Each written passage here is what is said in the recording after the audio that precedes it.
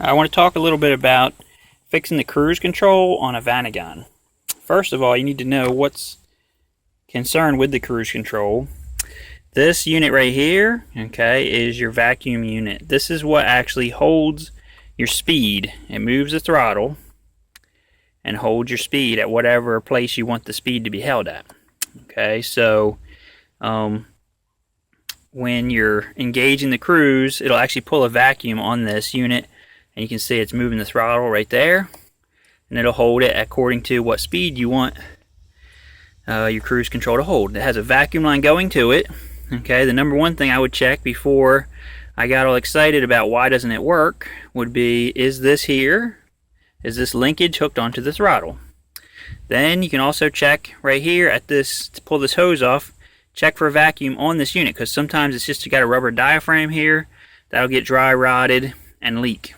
Okay, you can see on this one I've actually replaced this hose. It comes over here, right here. This is your vacuum unit. Okay, so this is like a little mini vacuum pump. As you're needing to change your speed, it'll actually vacuum pump up more or release vacuum. Okay, and as you see here, this one hose is actually coming to this top nipple here on the vacuum pump. The bottom one is blank. There's nothing on it. Okay, that's probably where they release the pressure. Okay, and then you have another line that actually comes to a Y right here. This other line that's under the air intake box goes all the way to the front of the car, a really long vacuum line. So what you need also is a couple test pieces to be able to test your system. Let me walk to the front here. Okay.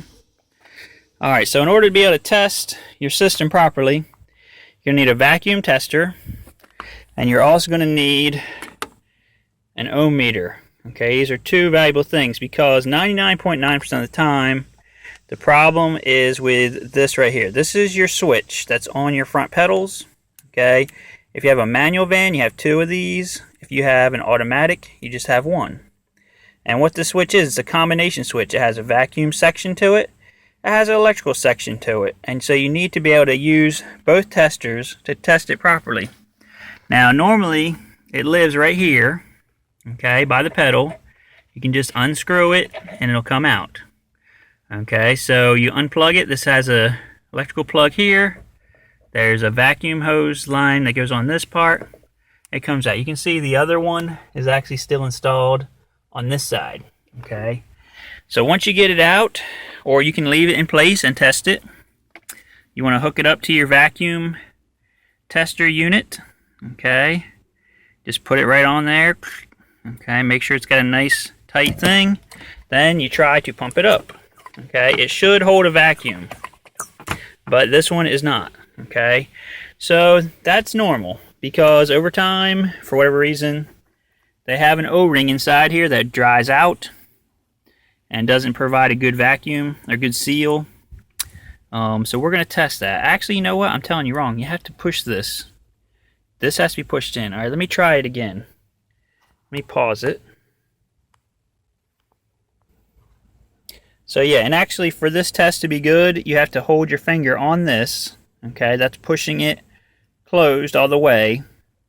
And you pump your tester over here, and it should be able to hold until you release this. Then it'll go whoosh, you'll see it go down. Okay, this one is not holding.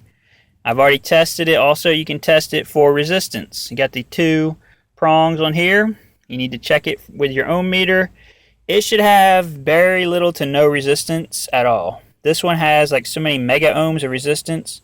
So we're going to be fixing this. So I'll show you that next. We got to take the switch apart. It's very easy. Clean up the contacts inside, and also lubricate this O-ring with some Vaseline. Usually that's enough to bring it back to life. Alright, so we're getting ready to take this thing apart. You'll just see there's some little clips along here. You take a little thin screwdriver, pop those clips. This whole end piece will come apart. There's a spring in here, and you'll see the contacts in. Let me go ahead and take it apart, and we'll do that next. We're going to round it with a little flat-bladed screwdriver. Pop those tabs, and the whole thing comes apart. Okay, once it's apart, like I said, you're going to see the spring. You're going to see down in here, this is the O-ring I'm talking about. What I normally do is I'll just leave that in place, and I'll just put a big dab of Vaseline down in there.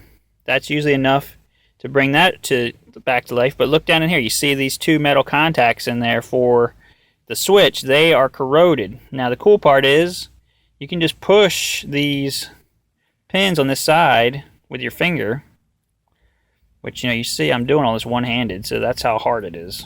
Okay, you can push them. You can actually pull these contacts out, clean it up with some Scotch-Brite, something like that, and put them back in. That should fix the connection that way. On this side, there's actually two sides you can use. I mean, I usually clean up the old side just to keep it consistent, but there's also a brand new side here. If you want to spin the thing 180 and put that on, then you're already good. But I usually clean up the old connections, get them nice and clean, put it back together. That's really all that you have to do there. So I'm going to go ahead and do that. Then we'll do the tests again. Alright, so you can see what I did. I actually cleaned up the contacts on both sides here just to be safe. Put some Vaseline on the end of this black plastic thing that's going to shove back into here. We also popped these two pins out. Totally cleaned them up. Took like about 10 seconds with some Scotch-Brite. Put it back together. Now we're going to pop this bad boy back together and test it again. Alright, the first test we're doing is the vacuum test. You can see I actually already pumped it up. And I'm holding it. It's holding great vacuum. As soon as I release, see, the needle went pshunk. Okay, so now just by putting a little dab of Vaseline in there, the vacuum part of the switch is working good again. The next part is going to be testing the electrical section, so I just have to check it with these two pins here. Then we're going to put it back in and adjust it properly. I'll show you that, do the electrical test, and then we'll get ready to put it back in. Okay, so now we're reinstalling our switch back to where it goes here. Okay, all I had to do was just twist it like you're tightening in a screw. Tightened it in until you'll kind of see it hits this little plate here. So what you want to do, you don't want it too tight because then it's not going to allow the pedal to return all the way. But you want it so that this white stop that should be on the end goes all the way, closed as far as it can go. And you kind of want this plug thing to stick up because that's the way it was originally. But you can adjust it a little bit that way. So I've already did my electrical test. Testing perfect now. Vacuum test, testing perfect now. I have to do the other one. It's exactly the same scenario again. And then you should be good to go. The only other part that could possibly be causing you to have a problem is up here inside the instrument cluster. If you pull this cover off, you'll see on the back of the Speedo, there should be a little plug. It looks just like the plug that goes to the brake reservoir. I can't get this off with one hand. I'll break it. And it should be plugged onto the side of the Speedo. There's like two little prongs sticking out like this. You just want to make sure that plug's on there. Sometimes people can reverse it. Sometimes people have the brake reservoir one plugged onto this one. And the color code for the wires is either exactly the same or very similar. So, yeah, that's stupid. Anyway, so this is what's going on here. I hope you enjoyed this video.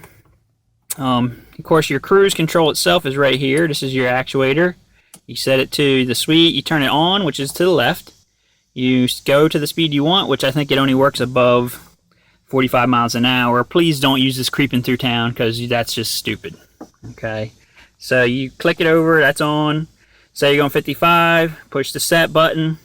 Hold your foot on the gas for a few seconds. You'll feel it start sinking a little bit. Then you release your foot. You should be set, and it'll keep it right at 55, up and down hills and all that stuff. It's very accurate that way. If you have to stop and you just push the brake pedal, it'll automatically shut it off, or the clutch pedal, either way. And so that's really how it works, and they work great. The stock system works wonderful. If really these two foot pedal things are working right, usually that makes everything else work right. So if you have more problems than that, you can email me at Ken Wilfie, KenWilf, F as in Fred, Y, at Comcast.net. And this video was made by me, Ken Wilford, at Vanagon. And so please take a few moments, check out our website, www.vanagan, like the word again, .com, and we will be glad to help you out with your Vanagon parts needs. This is how we can make these videos, is because people support us with their parts purchases. So we appreciate your time and hope this helps you out.